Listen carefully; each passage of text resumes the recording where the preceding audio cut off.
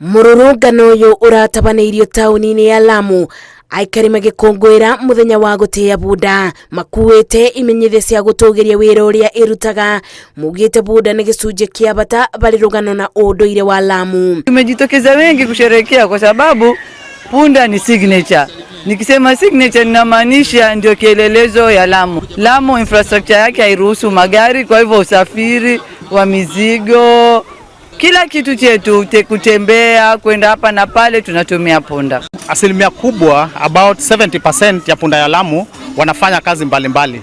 Alafu wale ambao wanatumika kwa utalii ni kama 5 to 10%, asilimia 5 hadi 10 peke yao ndio wanatumika katika utalii.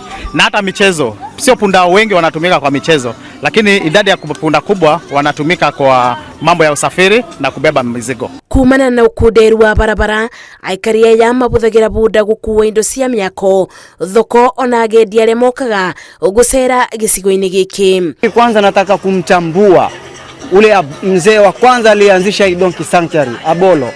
Ule ndiye alikuwa mzee kwanza, leo afaa kuadhimishwa hapa kwa sababu yeye ndiye mzee aliyetufunza sisi kumtunza punda. Mathako ma bunda maria magusagiriria ageni kuma miena itiganite, aikari aya maugite manyitaga itemi bari kuongerera utonga wa gicigo giki. Punda wa mashindano hususan kwanza wafanyi kazi yake, unamtraining, unamfundisha vile unamfundisha, anapata sulbu ili apate kujenga misuli, lakini hafanyi kazi ya kubeba mizigo.